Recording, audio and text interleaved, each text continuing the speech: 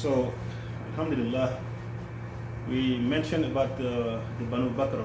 We said Banu Bakr is a clan, or is the one of the tribes very close to Mecca at that time. And there was a chief of Banu Bakr who saw one of the Qurayshi young men, future leaders, wandering in the land of Banu Bakr. So due to like the old history between Banu Bakr and Quraysh, we did say that Quraysh people, they once killed someone from Banu Bakr, and not only they didn't pay the ransom money, and the Banu Bakr did not retaliate. Meaning they didn't get a chance to kill someone from Quraysh, and they also didn't get any blood money. So they always were looking closely to Quraysh to retaliate or do something about this killing. So we did say that one of the Qurayshi leader, it was a very young man. So Ibn Ishaq did not mention his name in the book. So, but this young man, he was wandering in the land of Banu Bakr, and one of Banu Bakr leader saw this young man, and he told one of his companions to go and kill this young man of Quraysh. So that way, Banu Bakr and Quraysh would be even, because once upon a time, Qurayshi killed one of the Banu Bakr, so this would be even. So this companion went and killed this young man. And when the news break in Mecca that Banu Bakr killed one of the Qurayshi young leaders, future leaders, and the Qurayshi people, they didn't retaliate because they said, well, if you look at it technically, we killed one of them back in the times. We killed one of Banu Bakr, and we never paid the blood money. So if they kill one of us, then we're even now. So the family of the young man who got killed, that young man who got killed, his brother got upset. He said, if the Quraysh are not going to avenge his brother, he is going to do so.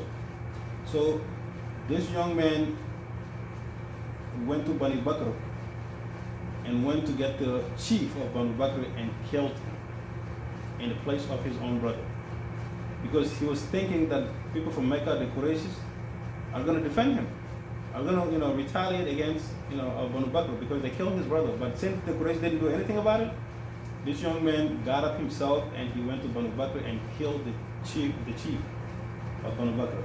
And not only he killed the chief, he took his stuff, he took some of his clothes, his bloody clothes, and brought it to Kaaba, and he hanged, this guy's, some said some of his body parts, some said no, some of his clothes that he hanged on the Kaaba, so everyone could see. And then he said, guess what? And this is the young man who killed the chief of Banu Bakr. Now he's talking at the Kaaba. He's saying, I'm the one who killed the chief of Banu Bakr. Why? Because he killed my brother. So if he killed my brother and you guys are not doing anything about it, I went and avenged my brother. So now, Banu Bakr were waiting for Quraysh, especially at the weakest moment, to strike. So when when Banu Bakr was waiting and trying to figure out how to attack Quraysh, because Quraysh, one of them killed their chief man. This is the time when the Islam came. This is the time when Prophet ﷺ came and spread the message of Islam in Arabia. So because of Islam, everyone were pretty much occupied with the message, with the Prophet ﷺ, and so they pretty much leave all the dispute between the clan, between the different tribes. The different tribes has their own disputes, but they put everything aside just to fight Prophet ﷺ, because that's a new thing. They have to deal with that first. So because of that, all these matters were put in the side. So now, when the Quraysh gathered, we said Quraysh gathered about 1,300 soldiers, 1,300 people, and now they're ready to go to fight Prophet ﷺ. And so And we said that Shaitan, Iblis, la'natullahi alayh, saw this big, huge, gathering, this huge army of Quraysh, and he was so happy. He was so extremely happy. But then he saw some people start making, some claim. Some people said, you know what, there are 1,300 of us, but we all cannot just leave, and we all cannot just go and leave Mecca alone, and leave the Kaaba alone. Because if we do so, Banu Bakr will attack us. Remember, one of us killed their chief. So they were waiting for a moment to retaliate. So because of that, we all cannot just leave the city. So that dispute started taking place.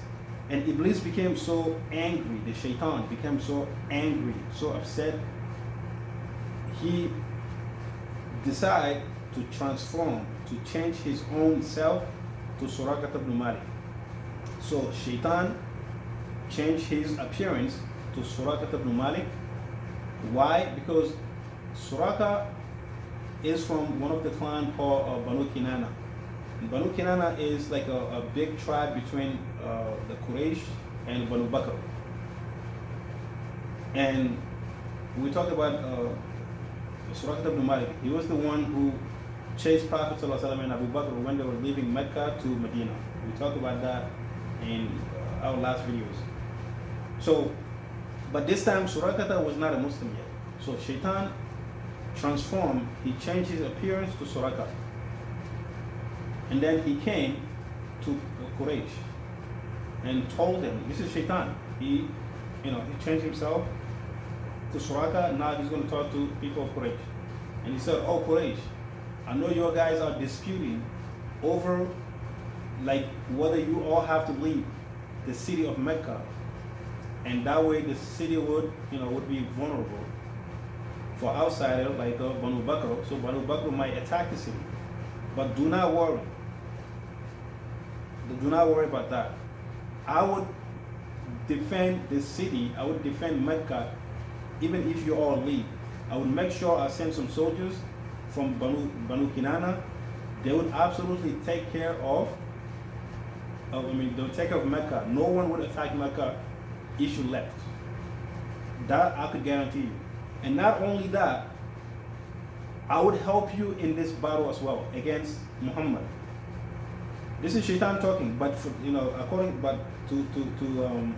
Quraysh, they think it's Suraqah because that's the appearance Shaitan showed them. So when Shaitan told them that he would defend them, he would help them, secure Mecca from attacking by Banu Bakr, and not only that, he would also accompany them, and help them with this fight against Muhammad sallallahu alaihi wasallam. So, and the Quraysh, they agreed. They said, okay, fine. So when they decided to go, there were 1,300 people. And in the morning of the Badr, the Shaitan saw the group of angels coming down to help Muslims. So when you read Surah Al-Anfal talks about all this. And Allah said, I will send down thousand angels to help you in this battle. Why? So that way your heart could be firm in this belief. So when Shaitan saw these angels coming down, he started fleeing. He ran away as fast as he can. So when he was running, one of the men from Quraysh said, hey, Suraqah, where are you going? What do you think you're doing? You promised us you're gonna support us. You're gonna secure the city. You're gonna help us in this battle. Why are you running now? And the Shaitan went, while he was running, he pushed this guy so badly, the guy flew in the air. So the guy fly in the air from a distance. So that's when they realized this cannot be a human power. And this is what Shaitan said. When he was fleeing, he said, I see things that you guys don't see. And I fear Allah. That's what Allah said in Surah Al-Anfal. Allah said, وَلَا تَكُونُوا كَالَّذِينَ خَرَجُوا مِنْ دِيَارِهِمْ بَطَرًا وَرِئَاءَ النَّاسِ وَيَصُدُّونَ عَنْ سَبِيلِ اللَّهِ وَاللَّهُ بِمَا يَعْمَلُونَ مُحِيطٌ. وإذ زين لهم الشيطان أعمالهم وقال لا غالب لكم اليوم من الناس وإني جار لكم فلما تراعت الفئتان نكص على عقبيه وقال إني بريء منكم إني أرى ما لا ترون إني أخاف الله والله شديد العقاب. So this is what Shaitan said. But at the beginning of the ayah, Allah said, وَلَا تَكُونُوا كَالَّذِينَ خَرَجُوا مِنْ دِيَارِهِمْ. Oh, don't be like those. I mean, Allah is talking to the companion of the Prophet. He said, don't be like those who, when they were leaving their house, meaning the Quraysh, when we talk about when Quraysh were leaving Mecca, they come and hold on to the cloth of Kaaba and start asking Allah to help those who are in the right way. And when they were leaving Mecca, the Quraysh, the pagans, they start boasting. They start, making noise. They start boasting about themselves. Oh, we are this. We're gonna annihilate you. We're gonna kill all of you Muslims. We're gonna do this. We're gonna do that. So they start making, they start boasting about themselves. That's what Allah said. وَلَا تَكُونُوا كَالَّذِينَ خَرَجُوا مِنْ دِيَارِهِمْ. Don't be like those when they were leaving their house, they start boasting about themselves. وَرِئَاءَ النَّاسِ, and they start showing off. وَيَصُدُّونَ عَنْ سَبِيلِ اللَّهِ. Not only they will start showing off, but at the same time they would prevent people to join the Islam.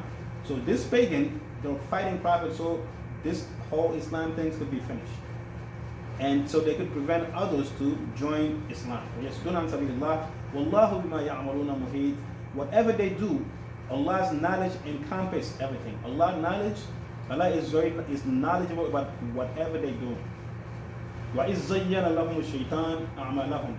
When Shaitan beautified their work, Shaitan beautified, these pagans, their idolatry to fight Prophet, although whatever spending they're doing in these matters, in these battles against Prophet, against Islam, Shaitan is beautifying this work for them, making it seem like, wow, whatever you're doing is great. This is a great cause.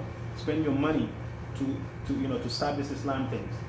So Shaitan beautified these pagans. Whatever they were doing, Shaitan beautified for them. وقال, and Shaitan told them, لا غالب لكم اليوم.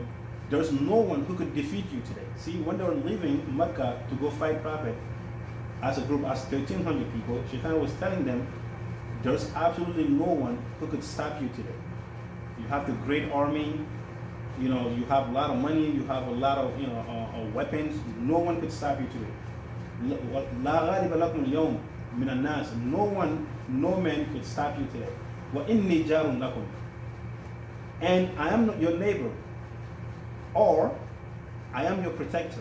And he's telling them, he's telling them in appearance of Surah ibn Malik, Shaitan make himself appear as Surah ibn Malik and telling them, I am your protector. I'm going to defend Mecca for you, and not only that, I'm going to defend you at the battlefield as well. Inni jarun lakum, and I'm your protector. فَلَمَّا تَرَاعَتِ الْفِئَتَانِ. When Shaitan saw the two groups are coming together, meaning they're almost, the battle is about to start, because now he see angels coming. And then Allah said, what happened? نَكَسَ عَلَى عَقِبَيْهِ. That's when Shaitan fled. He fled away because he said, وَقَالَ, Shaitan said, إِنِّي بَرِيءٌ مِّنْكُمْ. I'm completely removed myself from you guys. I have nothing to do with you. You are in your own in this war. Go ahead. You're going to destroy yourself. I could see things that you cannot see. So I'm out. So he started running away. Inni ara ma la tarawun. I see things that you guys don't see. Shaitan is talking. He's telling them, I see things that you guys cannot see. So I'm out. Inni akhafu Allah. I fear Allah, and I fear Allah's punishment. Wallahu shadidul iqab. Allah's punishment is severe. Allah's punishment is severe. Shaitan is telling this to them, and he ran away. So when Shaitan ran away, then what happened? The 1,300 group of soldiers start disputing among themselves, and 300 of them returned. They said, you know what? That's it. We're not going. Before we even start this war or this battle, some people made some promises to us that they're going to defend the city and this and that. But I see that's not happening. So before we even start going to this battle, we out. So 300 people took themselves out. They withdraw themselves out of this army. So now there are only 1,000 people left in the army of the Quraysh. So they're gonna take this 1,000 army and took it to the battle. So when they were going as an army of 1,000 men, they took a lot of camels with them, a lot of horses, and a lot of money, and some of the women who would sing for them, sing for them, maybe at the battlefield. So in the meantime,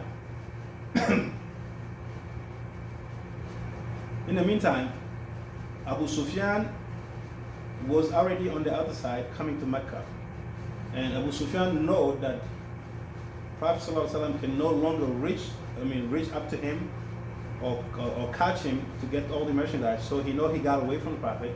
So he sent someone, Abu Sufyan sent a messenger to Mecca to inform them that there's no need for them to bring an army to fight the Muslim. Why? Because he is already on the safe side. He's very close to Mecca. There's no point of fighting. Even Abu Sufyan didn't want to fight anymore. You know. So when Abu Sufyan sent this messenger, the messenger came and talked to Quraysh and told them about the whole situation. And they said, no stopping. We already left, so we're gonna go to the Badr. And Abu Jahl, who was the leader of the Quraysh army, he said, we're not gonna stop. We're going all the way to the Badr. We're gonna spend 3 days. We're gonna, eat our animals. We're gonna eat our foods, and our women was gonna sing to us. So that way we could show the all peninsula of Arabia, all people around us, that we are the greatest, Quraysh. No one could stop us. Even Muslim, they would not dare to attack us or come or even whatsoever. So that was his way. But Allah is telling, it's telling in Surah Al-Anfal. Allah said, وَلَوْ تَوَاعَدْتُمْ لَاخْتَلَفْتُمْ فِي الْمِيعَادِ وَلَكِنْ لِيَقْضِيَ اللَّهُ أَمْرًا كَانَ مَفْعُولًا لِيَهْلِكَ مَنْ هَلَكَ عَنْ بَيِّنَةٍ وَيَحْيَى مَنْ حَيَّ عَنْ بَيِّنَةٍ وَإِنَّ اللَّهَ لَسَمِيعٌ عَلِيمٌ. Allah said, it doesn't matter what Muslim did or what the Quraysh did. Allah said, وَلَوْ تَوَاعَدْتُمْ, even if you, وَلَوْ تَوَاعَدْتُمْ لَاخْتَلَفْتُمْ فِي الْمِيعَادِ, even if you wanted this, to happen in a different way, it wouldn't happen. Meaning, even if you did not desire this war. The Muslim did not desire this war. Why? They didn't come out for any battle. They just came out to take the money from Abu Sufyan and go back to Medina. That's it. They didn't come out of Medina for any war. Even the Quraysh themselves, they just went out to defend the caravan. So in case if the war took place, so be it. But at least Muslims were not prepared for war at all. That's what Allah is telling them. Even if you desire something different, even though you don't want war, but this is what Allah wanted. Allah wanted this way, so that way. Why Allah wanted this way? Allah said, وَلَكِنْ, the reason Allah wanted this war to happen, لِيَقْضِيَ اللَّهَ أَمْرًا كَانَ مَفْعُولًا, so that way Allah could decree something that is already done, meaning Allah already decided this matters. There will be a war, so whether you prepare or not, get ready, there's going to be a war. لِيَهْلِكَ مَنْ هَلَكَ عَنْ بَيِّنَةٍ, why this war has to take place? So those that needs to be killed could get killed. وَيَحْيَى مَنْ حَيَّ عَنْ بَيِّنَةٍ, and those who needs to survive would survive. وَإِنَّ اللَّهَ لَسَمِيعٌ عَلِيمٌ, and Allah is most hearing, He's the most hearing and most knowledgeable. You find this in Surah Al-Anfal, ayah 42. So literally Allah is telling Prophet that there is no avoiding of this war. So now some of the Muslims, they didn't like the idea of war because that was not the purpose. They left they left Medina, and they didn't even have any weapons to fight this war. And their numbers were only 315 people. So when Prophet ﷺ got the news that I mean, when Prophet ﷺ got the news that Quraysh also left, so Prophet ﷺ starts scouting. He starts scouting, trying to get some more information about how to prepare for this war, because Allah already told him the war is going to take place. So then Prophet ﷺ, he was trying to, he was trying to reason with his companion, with the Sahaba, about this situation. And then Allah said, كما أخرج ربك من بيتك بالحق وإن فريقا من المؤمنين لكارهون. Allah said, just as your Lord ordered you out of your house in truth, even though in a party among you, among the believers, dislike it. Meaning, Allah is the one who, who ordered you, Prophet, to come out of your house. But you're thinking you were coming out of your house just to get the caravan, the booty of this caravan. But in reality, the whole purpose of you coming out of this house with your Sahaba, because Allah wants you to fight this war. Allah wants you to engage in the war. Even though some of the believers, they don't like it, because that's not the purpose they left. But for Allah, yes, it is the purpose. But some of the believers didn't like it. And Allah said, يُجَادِلُونَكَ فِي الْحَقِّ بَعْدَمَا تَبَيَّنَ كَأَنَّمَا يُسَاقُونَ إِلَى الْمَوْتِ وَهُمْ يَنْظُرُونَ. Allah said they are disputing with the concerning that the truth after it was made manifest, as if they were being driven to death and they actually saw it. Meaning, they're still disputing with Prophet ﷺ when Prophet told them, be ready. Allah wants us to fight this mushrikun. Allah wants us to fight this pagan. You guys are telling me you're not ready, you don't have any weapon and stuff like that. You're arguing with me and this matters, even though you don't like it.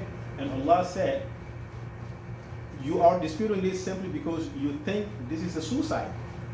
You're only a few people, 315, and these people are like over maybe 1,000 people. So pretty much in terms of numbers, there's no comparison.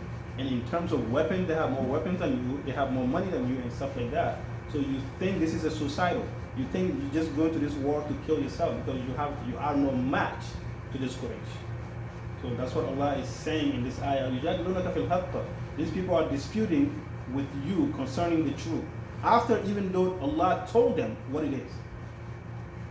So why they're disputing against you, Prophet? As if they were being driven to death. Like they could see themselves getting killed because they are really small in numbers.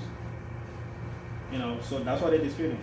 And then Allah added this ayah. وَإِذْ يَعِدُكُمُ اللَّهُ إِحْدَى طَائِفَتَيْنِ أَنَّهَا لَكُمْ وَتَعُدُّونَ أَنَّ غَيْرَ ذَاتِ الشَّوْكَةِ تَكُونَ لَكُمْ وَيُرِيدُ اللَّهُ أَنْ يُحِقَّ الْحَقَّ بِكَلِمَاتِهِ وَيَقْطَعَ دَابِرَ الْكَافِرِينَ.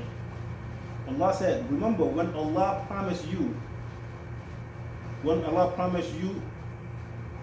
of the two enemy, meaning either way, Allah said, you're disputing and you don't want to go to this war and you don't want to go to this war, you think it's a suicidal, you're small in numbers and stuff like that. But I'm promising you, this is what Allah is saying right after that. Allah said, I'm promising you the two of the group. Meaning, if you, either the group of Abu Sufyan, if you didn't get that, definitely you're going to get the groups, you're going to get the army of the Quraysh. Either way, Allah is going to give you the upper hand. Allah is going to give you the victory over these people, whether it's Abu Sufyan or whether it's Abu Jahl. Either way, either group, Allah is still going to give you victory over them. Why Allah is saying this ayah? So that way their heart could be firm. So that way they could stop being scared of this war, and that way they could know the victory is coming from Allah, not from their self, but from Allah. That's what Allah is telling them. So remember when Allah promised you that one of these two enemy parties, which is Abu Sufyan or Abu Jahl, that it should be those, either one should be yours, and you wish the one unarmed should be yours, because you Muslims wanted to be the group of Abu Sufyan, because that's the caravan, and they don't have any weapons, they have nobody to, they only have 40 people to guard the whole the caravan. So if you meet Abu Sufyan, it would be a whole lot easier, because you could just capture them. You could, there would be no fight. you have an upper hand over them because these people are unarmed. They don't have any arm to defend themselves. So that would be an easy catch. That's what you want. Allah said that's what you want. But that's not what Allah wants. Allah wants you to meet the army, not the Abu Sufyan. Allahu Akbar. And why Allah want it that way? Why Allah doesn't want it to be easy way for Muslims to catch Abu Sufyan, but rather He wants Muslims and the army of Abu Jahl to meet. Why? And Allah said, وَيُرِيدُ اللَّهُ أَن يُحِقَّ الْحَقَّ بِكَلِمَاتِهِ. So that way, Allah intended to justify the truth according to His word. Allah wants to justify the truth of Islam by fighting this mushrikun in the battlefield. So that way Islam would manifest, that way people would know what Islam is, that way people would know what a shirk is also. So, and not only that, and Allah will also want to cut off the roots of the unbelievers. He want to cut off the roots of unbelievers. So the best way to do that is in the battlefield. But when Islam got the upper hand, when Islam got the victory over this mushrikun, these pagans, even though the pagans are 1,000 in numbers and Muslims are only 15 people in numbers, and if Muslims got the upper hand, many people would embrace Islam that way. Many people would know the truth. Many people would know that God is with them. That Allah is saying that. So this is the reason why Allah wanted this way. And Allah said, "Yuhiqqa al-haqqa." So that way, that He might justify the truth. وَيُبْتِلَ الْبَاطِلَ وَلَوْ كَرِهَ الْمُجْرِمُونَ. And He would prove that falsehood is false. And even though the sinful people, the disbelievers, the non-believers hated it, Allah would still want this to take place. So now that things are very clear with Prophet ﷺ, but still, Prophet wanted to still go out there. He wanted to scout to find more information about this battle before the battle takes place. So Prophet ﷺ took Abu Bakr with him, just two of them. So they went out trying to gather some information about Quraysh people, because he want to know what Quraysh, if they already left Mecca, and if they left, what is their position, and what is So he want to know more information. So when Prophet ﷺ left, right, with Abu Bakr to scout, for scouting, he met this Bedouin Arab, a guy wandering in the in the wilderness. So Prophet talked to this Bedouin guy, a village guy, and Prophet said, "Can you inform me about the army of Quraysh, if you know any information about them? And can you also inform me about Muhammad and his companion from Medina?" So Prophet is talking to the guy, but he doesn't want to appear himself to the guy. He doesn't want to tell the guy who he is, but he want to be able to get some information about the guy, because if the guy knows who Prophet is, maybe he might conceal some information from Prophet. So to prevent that, Prophet act like he's a bypasser. He want to know some information about the two groups, the groups of Quraysh and the group of Sahaba, and their situations and stuff like that. So this Bedouin guy said, "Who are you to ask me about these two groups? Why should I talk to you about this two group? Who are you? Where are you from?" And Prophet said, "I promise you, I will tell you where." Prophet said, "I promise you, I'll tell you where I am from." But he didn't say who I am. He didn't tell that to the guy. He said, "I promise you, if you give me all this information about the two group, I will tell you where I am from." You see how the intelligent Prophet was? And the man said, "Okay, since you promised that you're going to tell me where you're from, all right, so it doesn't hurt to give you this information." And the Bedouin guy said, "According to my information, for what I learned, the Quraysh left Mecca in such day, and from now on, they should be in such place now. They left this day, and they should be in such place. But as for Muhammad, I heard, if my information is correct, I heard that he also left Medina in this particular day, and him and his companions should be in such place also." So when the guy said that, the Prophet analyzed that the guy was telling the truth, because they left Medina according to whatever days the guys told them. They left Medina on that particular day, and whatever place the guy said they should be there, he left the companions. Before he took Abu Bakr to scouting, he left the companion to that exact place.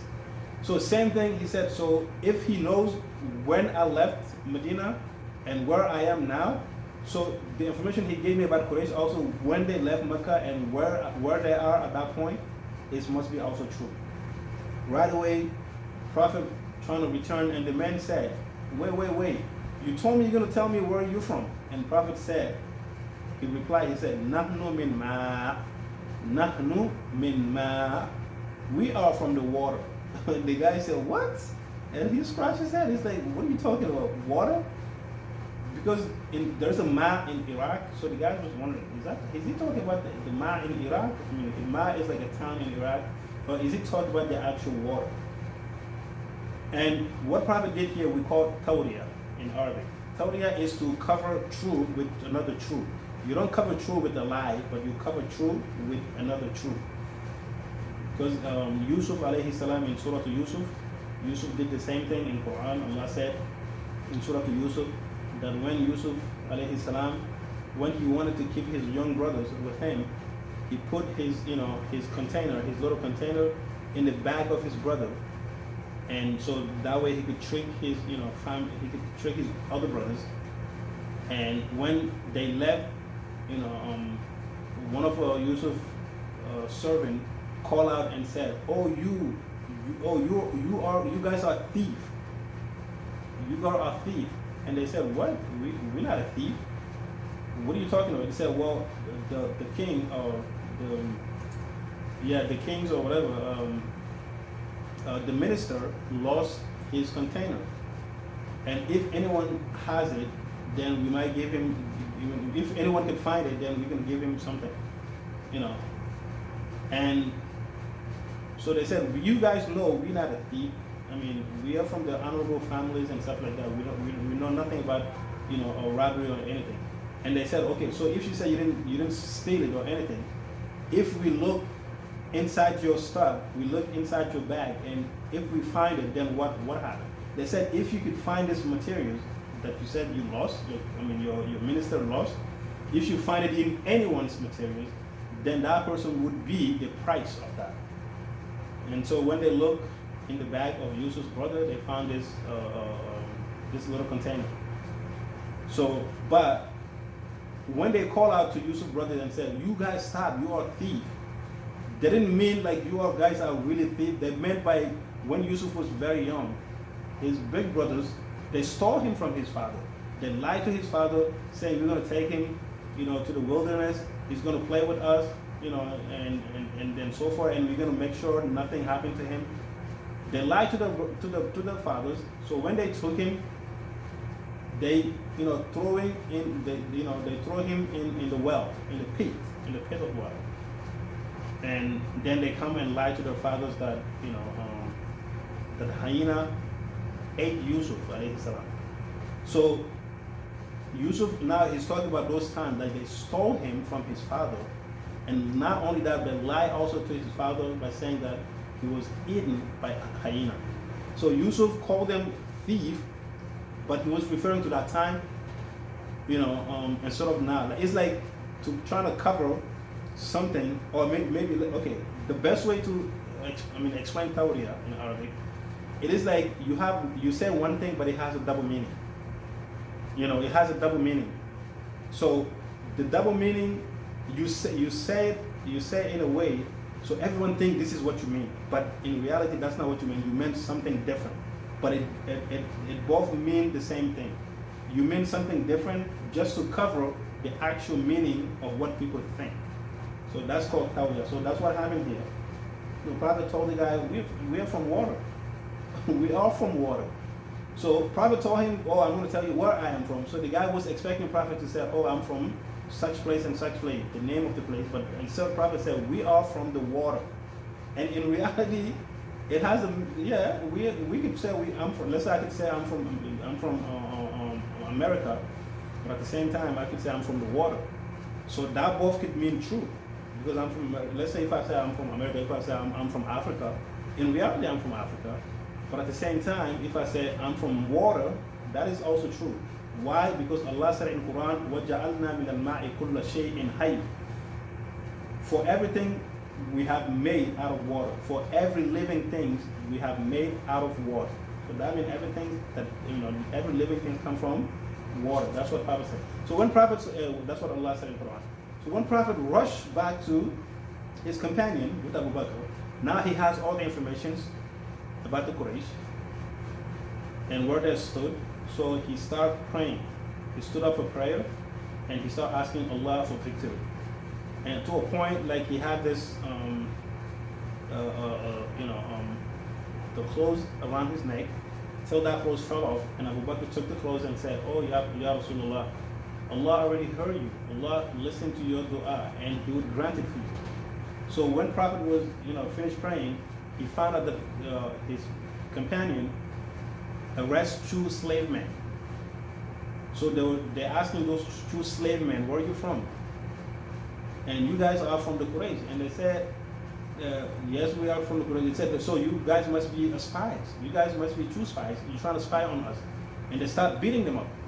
So when Prophet came out of the prayer and he found these two men were getting beat up, and Prophet approached the Sahaba and said, "What are you guys doing?"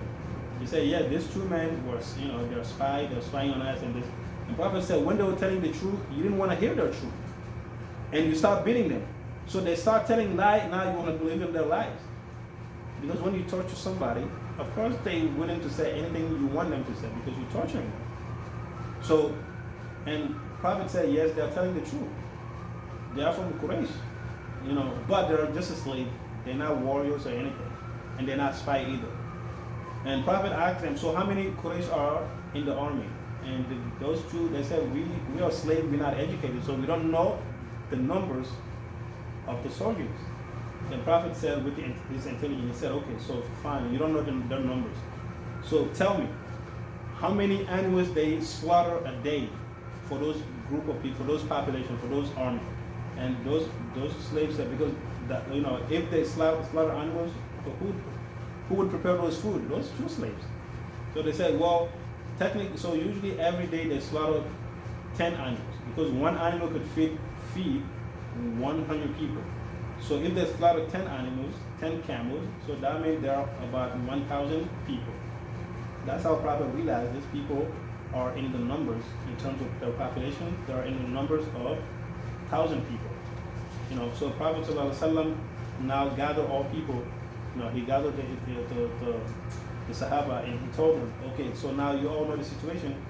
I mean, it's very clear. So what do you guys think? What do you guys think we should do? You see, Prophet, even though he's a prophet, he's still asking his companion about their opinion. This is great.